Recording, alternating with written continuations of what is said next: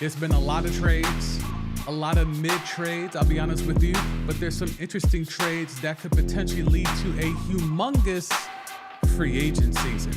Buyout season is going to be big as well. There's a lot to get into. There's a lot to discuss. There's a lot to decipher with the NBA trade deadline just passing. So come on. I'll do my usual spill. Feeling good, feeling great. Feeling great, feeling good. How are you? Welcome into Timeline T. I am your host, D. Sandy, aka Santos May Jr. This is a NBA trade deadline edition of Timeline T. This is a stream where we go over the latest moves, the latest trades, the latest rumors, taken straight from the timeline. It's Timeline T. So I won't waste too much more of your time because I don't have a lot of time, but I wanted to jump on and give y'all a live stream so we can go ahead and chop it up about what the hell just happened. Are we believing in the Knicks? Are we really believing in the Knicks? Let's go ahead and jump right into it, man. So there are a few things to get into, but one of the main things is get traded. While the last year's trade deadline, it was Kai, it was KD, it was a lot of moving and shaking. This trade deadline was more about who did not get traded, okay? So we'll jump right into the screen off rip. We have DeJounte Murray, who was rumored to be on the block. Whether it was Rich Paul putting his feelers out there, talking to teams like the Knicks, talking to teams like the Lakers, we know he has it in there, but ultimately the Hawks stand down and do not move DeJounte Murray. Okay, now this is according to his agent, so we know the connections there. It's all about Clutch Sports and the Rich Paul connection. Okay, moving on. The Lakers did not make any move at the trade deadline. Now, yes, they could be more involved in terms of the buyout market, in terms of guys that are getting waived. There's already rumors about Spencer Dinwiddie, things of that nature. But again, another squad that was rumored to be, because it's the annual thing. LeBron put the hourglass up there, right? The time was running out. He's been sending all the usual LeBron cryptic things that lets us know, okay, something's about to go down. Absolutely nada went down out there with Rob Pelinka and the Lake Show. Do you agree with that? Should the Lakers have made a move? And if they should have made a move, what's the move? Because clearly if Pelinka had a move that he felt could improve the team, he would have done it. Yes, they're hanging on like hell to that one last, lottery pick that they have. That's a first-round pick, potentially. But, the Lakers are in a position where they're going to try to run it back with this same squad. They're hoping that, Vanderbilt, let's see, I have the tweet up here somewhere. Where is it? They're going to try to run it back. I'll find it later. But they have Vanderbilt and they have Gabe Vincent eventually coming back from injury. They're hoping those two guys coming back and working into the rotation, especially Vanderbilt. They have missed Vandy in a big way. Vincent hasn't even really hooped the whole season, so he would be like a real trade acquisition, getting him, probably after the All-Star break. So the Lakers do not make a move.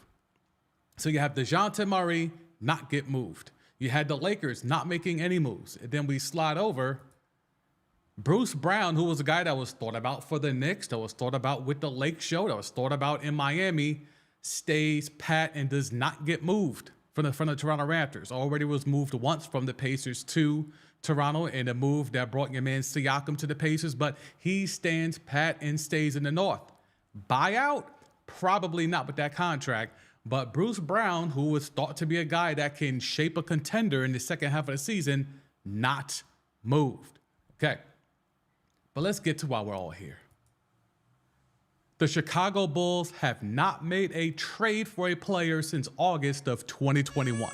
That's why we're all here, right? That's exactly why we're all here. The Chicago Bulls, the team of my youth that I thankfully gave up as I got grown and got common sense, have not made a trade since August of 2021.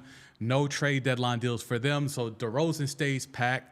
We got Vucevic stays pat. Obviously, Levine took the surgery, so that took him off the market. So the Bulls stand pat. I was being sarcastic about why we're all here. Why we're all here is that there is a fan base that today, probably more so than any other day since the 90s, believes they're in the mix. Not even when Carmelo Anthony had them as a 2 seed, not that long ago, by the way, did they feel the way that they probably feel right now. And that fan base was holding pep rallies out of its stadium just a year ago. No, 2 years ago, for winning a home playoff game. Now that same fan base feels emboldened by the moves that have happened just today, but also over the last week or so as they have retooled their roster every now and then. So now let's go ahead and get into it. We'll skip the buyout for a little later. Where's the Knicks stuff at, man? Here we go. Let's talk about the hype first. Zach Lowe, blue check boy. He is on TV saying that the Knicks are currently operating like, quote, the single smartest franchise in the NBA. When have you ever heard that ever said about the New York Knicks? Not even when they had Patrick Ewing and Bernard King. Not even when they had Rod Strickland and Mark Jackson. Not even when they had Sprewell in Houston. Have you ever heard such words uttered about the franchise that's known as the Knickerbockers in the world's most famous arena, the Mecca? The single smartest franchise in the NBA. Now, I am known as, Chief Knick hater #1. That has been my claim to fame since I was a youngin'. Born and raised in the Rotten Apple, but was never on that Knicks shit. But today, more than any other, I want to hear from the Knicks fans. I want to hear from the Knicks fans because today is your day to get your shit off. Today is your day to talk your talk. Today is your day to let the world know y'all are back. Now, y'all have had a couple of pump fakes like Melo at Barclays when Wade was going out. Y'all have had a couple of pump fakes, but this does not look to be a pump fake. Right? There's no way the Knicks could trick this off. Right? They've made all the moves. Didn't have to give up any of the bountiful of first-round picks that they have coming up in the near future. And they were still able to improve the roster. Right? Y'all tell me, whether you're watching this live or you watch this later on the replay, let me know. Have the Knicks actually improved, or are they just risking it all? I think that's a real conversation we need to have. Are the Knicks risking it all? And let's go ahead and get to the breakdown. Again, all the love for the Knicks coming in. They're comparing the Knicks to Wilt Chamberlain, okay? Shout out to Oso. But let's go ahead and break down what the Knicks have done. The Knicks have acquired OG Anunoby, Bojan Bogdanovic, and Alec Burks without relinquishing a first-round pick, thus retaining all of their picks for a potential superstar acquisition in the summer, because we know free agents just love coming to the Knicks, right? Free agents just love coming to New York. We can run down the list of all the major premium high-level free agents that have all come to the Mecca, right? Jalen Brunson has been named an all-star.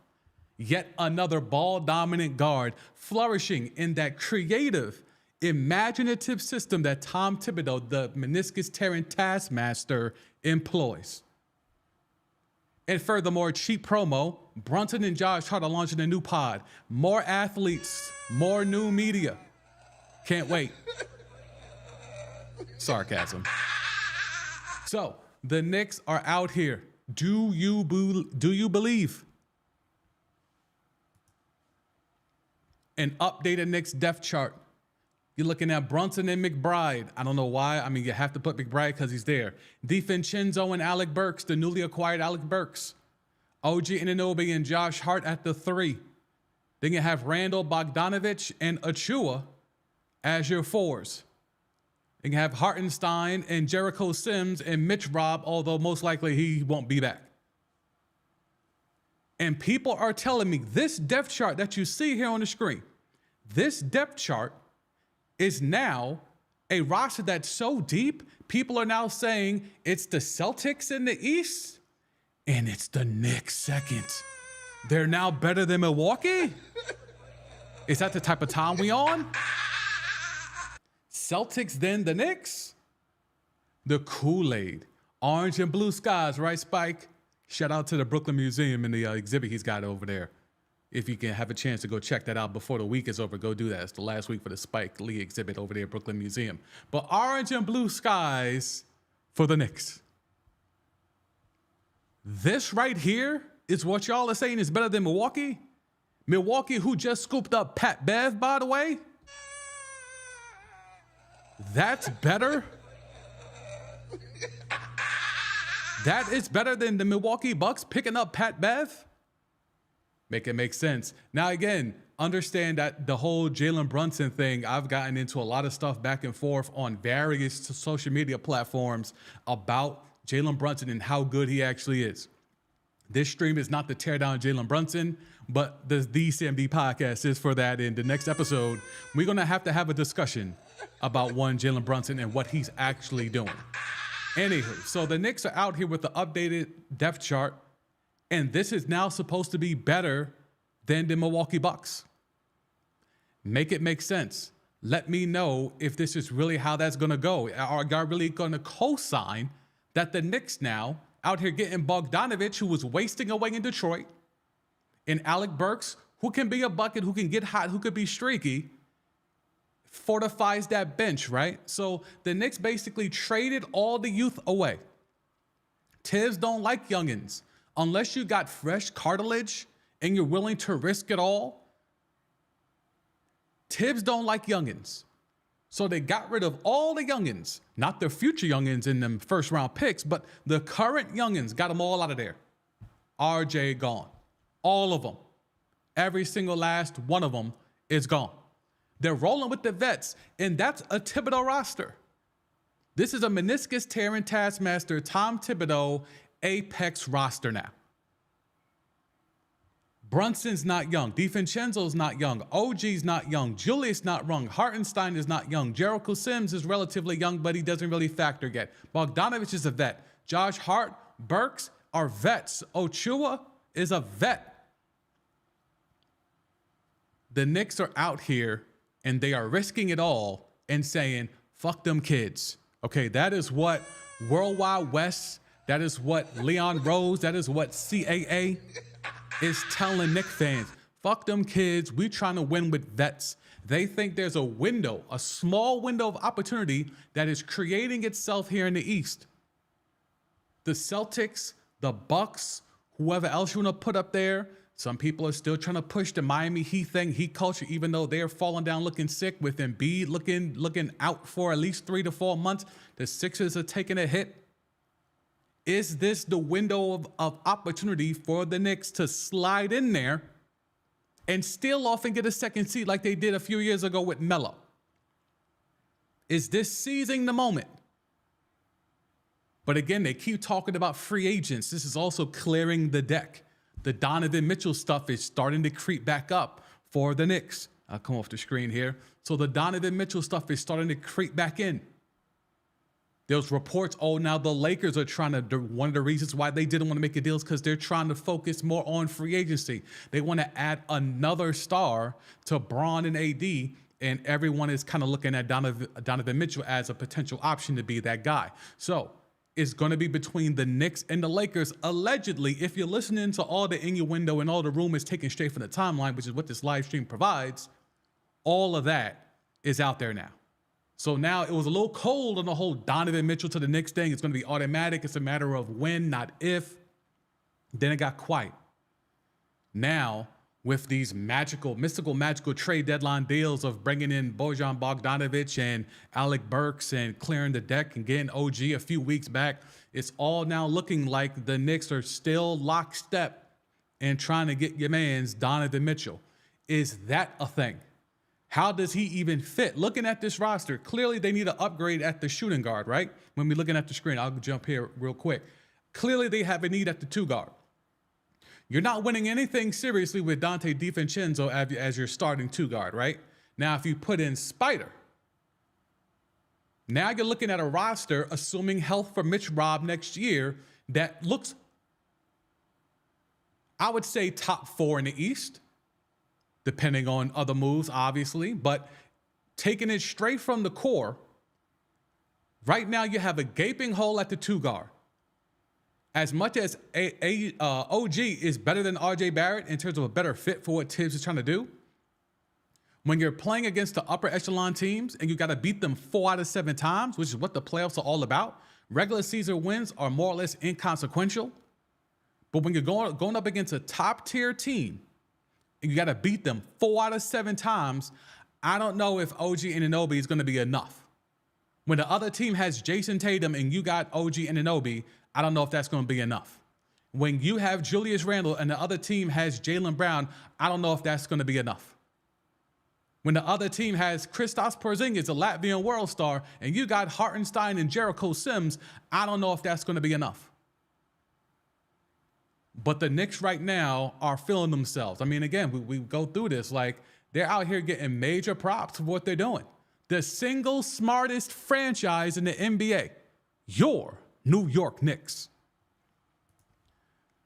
Hit the comments real quick. Salute to Jeff. I see you pulling up. Appreciate it. Good work, Sam. Keep it up. Yes, sir. You know how we do. More comments pulling up. Appreciate you. All right. So, look, I think ultimately I kid at the Knicks. I love to make fun of the Knicks because I'm a New Yorker, and I'm a New Yorker that was all anti-all New York teams, unfortunately, except the Mets. So I love to talk shit to Knicks fans, because Knicks fans have that delusional spirit about them that just any sniff of competency, they take that inch and they make it 20 feet. So I am here for it. I want to hear all the Knicks shill talk. I'm here for it, okay? So again, we go through the whole thing. They finally got the Fournier contract up out of there, even though that was expiring. They could have held on to that and let that expire on their own books, but they decided to flip and get better talent now as opposed to just letting Fournier rot on that bench until the contract expires. So Bogdanovich and Burks, Bogdanovich has been trying to get out of Detroit for at least 2 years since he got moved there, and he finally gets his wish. But when you're talking about how do the Knicks stack up, you have to look at what the Milwaukee Bucks did in getting Pat Bev. Now, Dame and Pat Bev have had their run-ins, but Dame ain't worried about that. Dame's been very upfront about the stuff he's been going through, on and off the court. He's trying to get a ring. This whole thing with him and Giannis is purely about getting a ring. So you can see what it's saying here. Dame Lillard on Milwaukee acquiring Pat Bev. There are not many players who bring it up nightly like him. I look forward to working together. Our past personal issues don't trump an opportunity to win the championship. Here's the thing, right? When they got rid of Drew Holiday to bring in Dame, it was a clear upgrade in one area and a decline in another. So it was a humongous leaps and bounds improvement offensively and clutch shot taking and making offensively. But it was a gigantic step back defensively. Now you put a Band-Aid on some of those defensive mistakes and mishaps with now Pat Bev. And we know Pat Bev and Doc Rivers have worked together in the past, so that there's a familiarity with the scheme and the system. So Pat Bev might be able to come in there. Look, they've looked shaky under Doc Rivers. And Doc Rivers he's entering that territory where I have the point fraud. In terms of the point fraud, I think is the most scheming, scammer dem dea type point guard of all time. Doc Rivers is entering that from a coach's perspective. But when you have Pat Bev in there, he might be able to help facilitate and decipher and basically translate whatever's Doc trying to do. He might be able to let Dame and Giannis know of what they need to do on the floor. So you're bringing another guy that could be that coach on the floor, interpreter, translator, etc. That's what you're kind of looking at when you're bringing in Pat Bev. So I like the move because the defense has been basura. There's been no shade about it. Dame has never been that interested in playing defense. His defensive rating has been horrible throughout the majority of his career. This year was no different. So now you're bringing in Pat Bev, who we know, as much as he likes to think of himself as an all-around point guard or all-around hooper, we know the main thing he does is he plays defense, and he is a pain in the neck, okay? He is just a nuisance, okay? He is on that Alvarado type shit. So I think that's what you're bringing in if you're the Bucks. So you get to improve a little bit defensively, certainly not to the level of a Drew Holiday, but you're bringing in someone who has the acumen, who has the resolve, who has the moxie to help this team get the shit right. Because Doc Rivers, that shit's going to take a minute. There's no Sam Cassell to come in and kind of be that, that whisper in the background that kind of makes sure everyone understands what's really going on. He's not going to have that in Milwaukee. Okay? So now you have Pat Bev. He could do some of that. as a player and a guy that's a vet, a guy that could be on the bench and talk to some of the other guys and keep them up to speed. So that to me is clearly the biggest trade in the conference, even though everyone goes going crazy about the Knicks. What else we got here? So we got more Pat Bev. Okay, so now when we're talking about the buyout market, we mentioned teams like the Lakers, and we mentioned other teams like, you know, the Bulls were supposed to be in the mix, but they ended up not making a deal. Haven't made the deal since August of 2021. But you're talking about players in the buyout market: Spencer Dinwiddie, Kyle Lowry, Marcus Morris, Robin Lopez, Joe Harris got released, Kai Jones, Daniel House. A lot of suitors out for him. Shams already said a lot of contenders are looking at Daniel House. Killian Hayes was outright released. Are any of these guys a difference maker? To me, I only see one, and it has to be a specific fit for this guy to be that. I think Joe Harris, with his shooting ability in today's NBA, if he goes to the right team, I think Joe Harris could be a difference maker. Spencer Dinwiddie, I was at the Nets Mavericks game earlier this week. I did not like what I saw from Spencer Dinwiddie from an effort perspective, from a skill set perspective. I'm not sure if he's long in the tooth. I'm not sure if he's still, feeling the hit of converting that contract into Bitcoin. I don't know what it is, but Spencer Dinwiddie has not looked like the dude that a couple of years ago was like an underrated two-guard / point in this league. Kyle Lowry is washed. Marcus Morris, I'm not going to say anything negatively publicly about a Morris twin, but I mean, he's on this list for a reason. Robin Lopez, he probably will end up back with his brother in Milwaukee in some kind of weird way. But yeah, Killian Hayes is just wasted potential. He should never been. Killian Hayes, never forget, was drafted ahead of Halliburton. Okay? Never forget that. Killian Hayes was drafted ahead of Tyrese Halliburton. All right. Enough said, right? Okay. So I think Joe Harris is the guy. If your team needs shooting and literally nothing else, because I don't think Joe Harris could bring you anything else except a jump shot right now. He's a three ball. Okay, he's not a 3-and-D, pause. He's just a 3. All right, so I think out of the guys, and there's definitely going to be more, but in terms of the guys that have been made available so far that we know of, I think Joe Harris is the only one that could swing the pendulum into a contender's direction. So let's hop around to some of these smaller deals, right? We'll get past the Knicks stuff. Again, just a quick stream just to hop on and talk with y'all. Feel free to leave comments live or on the replay. Man, the Hornets cleaned house quick, fast, in a hurry, didn't they? The Hornets wanted no more Gordon Hayward. They already got rid of Scary Terry a few weeks ago to the Heat, and now they moved on from P.J. Washington. They send him to Dallas. Dallas sends them a first-round pick in 2027, which is a top 2 protected pick. I think it's pretty safe. That pick will not need to have any type of protections, but, I think in return they get Grant Williams, Seth Curry, and that 2027 first rounder. But ultimately, if you're the Mavericks kind of was basically scooping up people's trash today. P.J. Washington is not trash per se, but in regards to what Dallas needs, which is size. Again, I watched that game the other night.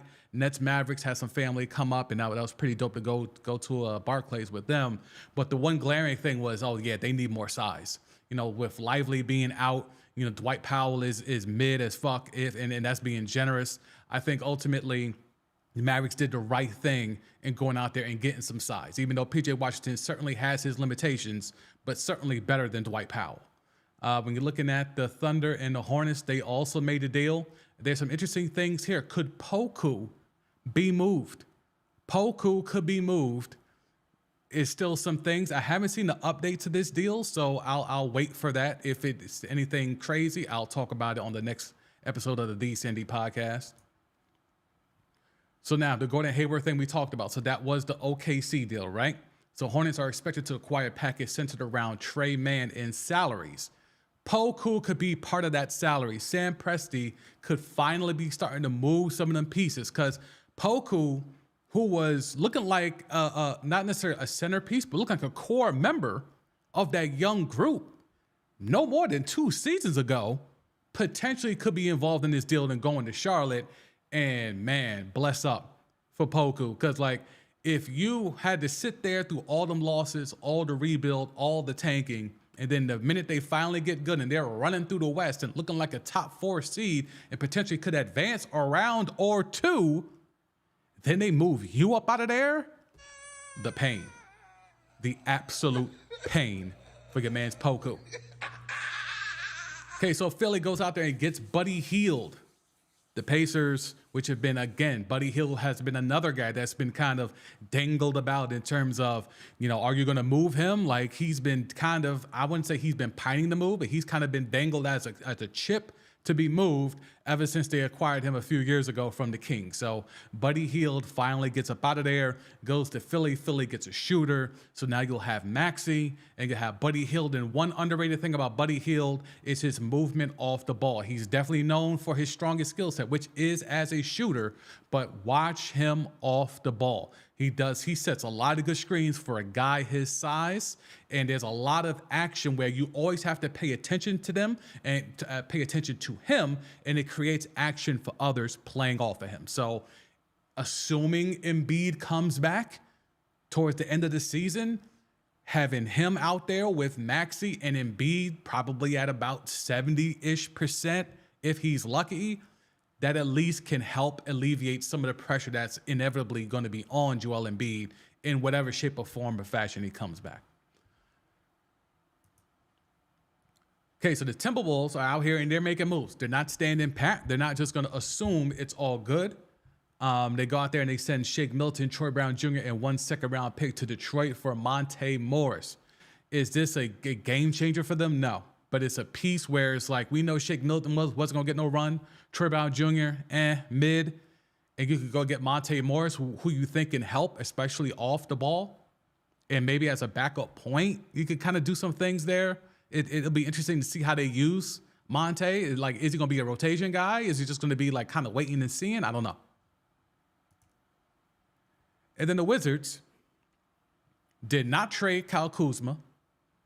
They can't find anyone to take Jordan Poole, but they were on the hook trying to get close to dealing Daniel Gafford, former Chicago Bull legend, to the Mavericks. So the Mavericks went out there. They have a need at the 4 and the 5, and they went out there and get Daniel Gafford, potentially Daniel Gafford, and then they go out there and confirm P.J. Washington. So the Mavericks you have to look at in terms of, you're talking about winners, you have to look at the Mavericks. They have a need. Their window also is right now with, the whole thing with Kyrie being the enigma that he is. You have to win right now. You have to win in the window where Luka is at his cheapest, right? So you take advantage of that and you fortify the size. Now, when Likely gets back, he was hooping really nice, but he could need some help. And I think bringing in P.J. Washington, and if they can finalize this deal for Daniel Gafford, I think that helps them a lot. So I'm looking at the Wizards. I will go ahead and say the Knicks are winners here. The Knicks are winners because they didn't get rid of one of those picks. But again, if you're hanging on to those picks, what proof do you have that the Knicks can draft well enough to justify hanging on to those picks? That's one. Two, the Knicks are thought to going to be major players this offseason in free agency. Now, again, I know it's different now. I know it's CAA. I know it's Leon Rose. I know it's World Wide West. I know it's Steve Stout. I know it's all of that. But in my entire lifetime, there has never been a premier free agent that has chosen the New York Knicks. And I know the fans could sit here and talk about Jalen Brunson and Stoudemire. Those were not premier free agents when they were available, okay? Never in your lifetime has anyone purposefully chosen the New York Knicks. What makes you think this offseason that's going to be any different? Now, Spider Mitchell could be the outlier there, right? Because we know he has affinity for New York and all of that. But even if you get Spider Mitchell, he fits in how? He's your 2 guard, right? So he fits in as your 2 guard. But let's say you stand pat and you have OG, Julius, we'll assume health for Mitch Rob, and Jalen Brunson. What is that doing in the East when you're looking at Dame and Giannis and you're looking at Tatum and Brown? And Philly with Maxey and Embiid. What is that actually going to look like? How does that stack up? How does that compare? That's what I want to leave with y'all as I bounce up out of here on this stream. The Knicks have made a lot of moves to get themselves better. They think they got better today. I believe the back end of their roster got better today. The front end of their roster has gotten better over the last few weeks. But once we get into May, and they're staring at an upper echelon team, and they got to beat them 4 out of 7, are the moves they made today going to help them then? I can see that helping them for a game, maybe even 2. But is it going to help them win 4? That remains to be seen. I will end on that note. Salute to those who were able to pull up. It was a quickie stream. Just wanted to hop in and get my hot takes off while I still have them and they're fresh and stuff is new and current. So look, I do the CMD podcast. If you're not familiar, the link for that is in the description. It's available on all major podcasting platforms and here on YouTube. So I will be, doing an episode of the DCMD podcast. We're going to be getting into some Super Bowl stuff. We're going to be getting into a lot more NFL stuff. And we're going to do more of a deep dive as things become finalized and, buyout market starts to get set. We're going to be talking about that here as well. So if you want to tap into that, do that there. TheSamD.com is the home for all content, audio, and visual. Salute to those who pulled up live. Salute to those who are catching this on the replay. Feel free to drop anything down in the comments. Super chats are welcome. If you want to subscribe to the channel, I greatly appreciate that. And I will catch y'all very soon on another edition of either Timeline T or the Sandy Podcast.